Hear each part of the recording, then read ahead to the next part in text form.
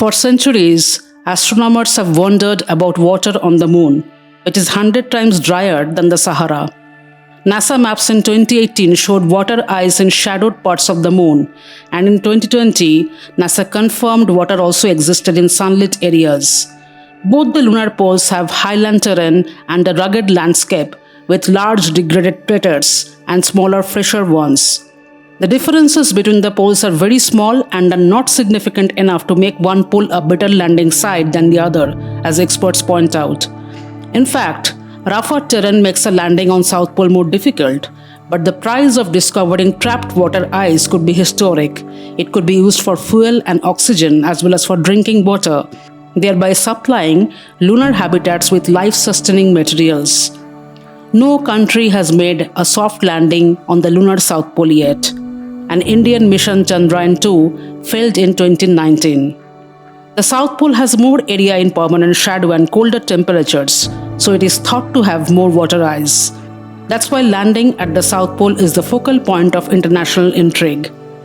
An additional motivating factor for focusing on the South is that the South Pole is located in the South Pole Aitken Basin, which is the largest and oldest recognized impact basin on the Moon.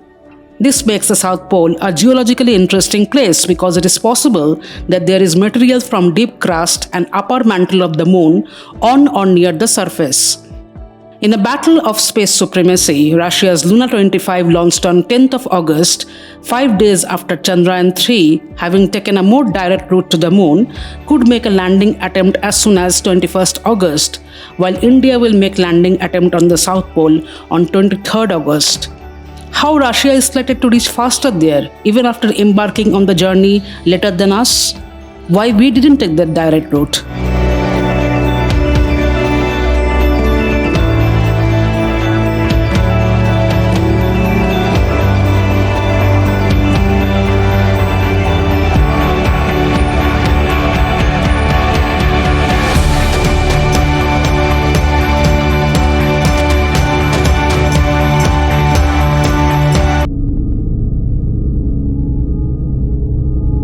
With chilled and green rocky glint, you are facing me eye to eye.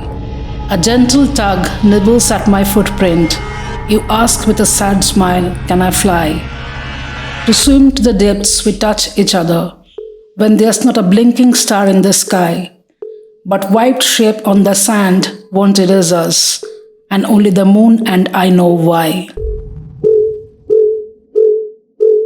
I scribbled this in a hurry as my heart skipped a beat to know that Chandrayaan 3 underwent its final lunar orbit maneuver, and at the time of making this video, the lander propulsion module separation exercise is successfully complete. If nothing what I just said made sense, don't worry, I will break the rocket science for you, including soft landing, in as simple way as possible.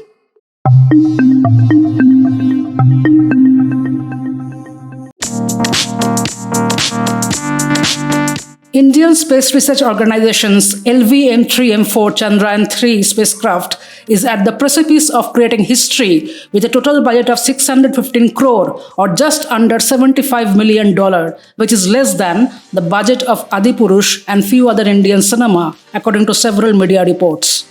To offer another perspective, SpaceX's Falcon Heavy, for example, has a sticker price of about $90 million per launch.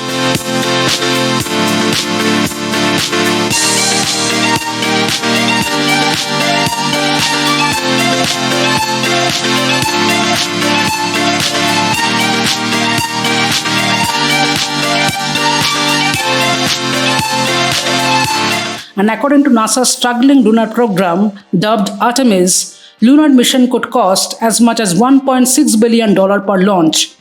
As India aims to become the fourth country in the world to accomplish successful soft landing after US, Russia, and China, what Indian researchers are attempting is incredible, even though I believe there should be greater investment in any scientific research than building the tallest statue in the world. So let's not point fingers on independent movie production houses who are in show business for making money. Our priorities are heavily skewed in general. Wait, if spacecraft had rockets that could make them travel at any speed, we could fly to the moon from Earth in a straight line and make the trip in a few minutes and save money, right? Then why are we not sending our powerful rocket straight to the moon? Look, we can shoot off a rocket straight to the moon. However, the rocket needs to be extremely powerful and big in terms of required thrust. To travel the distance of 384,400 km, the rocket will have to carry enormous amounts of fuel, which will be much more expensive. India's rockets are not powerful enough to send the spacecraft directly to the moon. Instead, we are using a circuitous route that takes advantage of Earth's gravity. If there were no gravity, spacecraft could just travel from place to place in a straight line at their highest speeds, like the Enterprise in Star Trek. If a rocket just flew straight up, then it would fall right back down to Earth when it ran out of fuel. Rockets have to tilt to the side as they travel into the sky in order to reach orbit or a circular path of motion around the Earth. This steering technique is known as a gravity turn, which uses Earth's gravity to help conserve rocket fuel and minimize stress and strain on the spacecraft. This works by rotating the spacecraft until its heavier side is facing down to help curve its flight into orbit. Most of rockets' work in entering translunar orbit is building up of enough speed to reach orbital velocity. But you have to build up even more speed to make it to the moon. In fact, while a rocket is on its way to the moon, it's still in an orbit around the Earth, just a very long skinny orbit with one end near the Earth and the other end out where the moon actually orbits. If the moon had not been there, the rockets would have kept looping around the Earth, speeding up as they got close and slowing down as they got far away. So we have to obey Newton's law of motion and take more leisurely roundabout route. The first speed up happens to maintain a stable orbit and necessary speed to escape Earth's strong gravity, and then again multiple speed ups takes place around the Earth. In orbital mechanics and aerospace engineering, a gravitational slingshot, gravity assist maneuver or swing by is the use of relative movement and gravity of a planet or other celestial body to alter the path and speed of a spacecraft, typically in order to save propellant, time and expense. Gravity assistance can be used to accelerate, decelerate, and or redirect the path of the spacecraft. This is the reason why a series of manoeuvres was being conducted by ISRO to gradually reduce Chandrayaan-3's orbit and position it over the lunar poles. The spacecraft has completed its fifth and final lunar-bound manoeuvres. Chandrayaan-3 is twice as heavy as Luna-25 and was also launched using a much less powerful rocket, meaning it needed to build up speed by taking large elliptical orbits around the Earth before it could swing out towards the moon itself.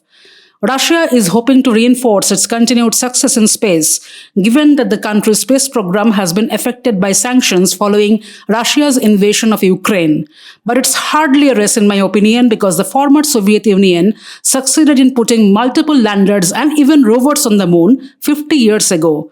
In that sense, the Russians won the race long ago. So personally, I think it doesn't matter a lot who lands first and who comes second. Who pulls off a soft, safe landing or makes a hard mission-ending impact is the key question now. And I hope both does for the progress of scientific studies.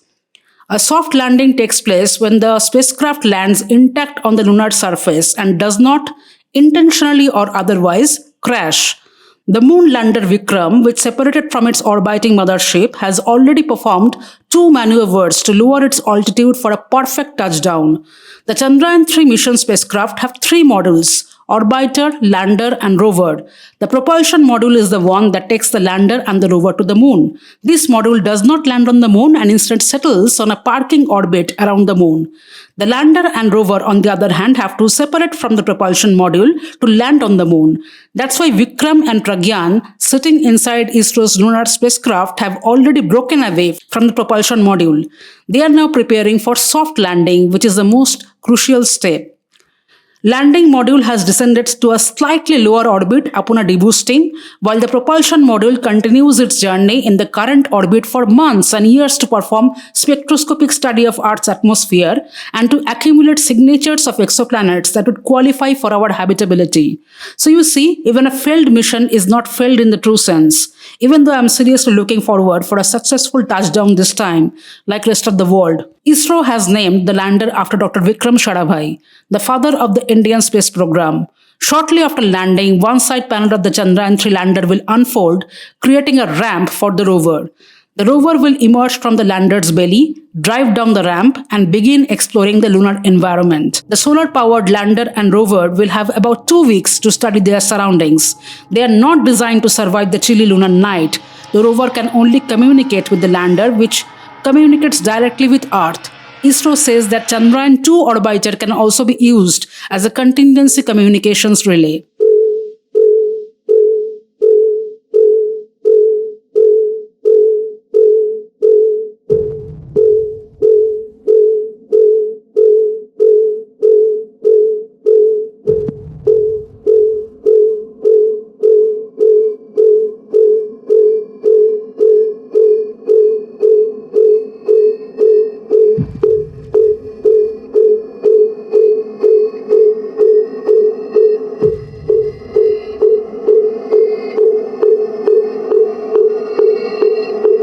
Despite the Soviet Union becoming the first nation to put a satellite in Earth orbit, launch a human into space, and land an uncrewed spacecraft on the moon, the US grabbed the biggest prize of all when the Apollo 11 mission carried astronauts to the lunar surface. Their adventure was broadcasted on TV screens around the world, and it was followed further by crewed Apollo missions in subsequent years. All of the Apollo missions went to locations farther north, near to the moon's equator. Those landing sites featured relatively smooth terrain and plenty of sunlight. At the South Pole, in contrast, the terrain is littered with craters and light from the sun arrives at a harsher angle. With enhanced lander capabilities and simplified payload, India has a brighter chance this time in comparison to Chandrayaan 2 mission. For decades, our reading of the things that happen in space has been unavoidably shaped by the original space race of the 1960s, in which the United States and the Soviet Union vied to put a human being on the moon.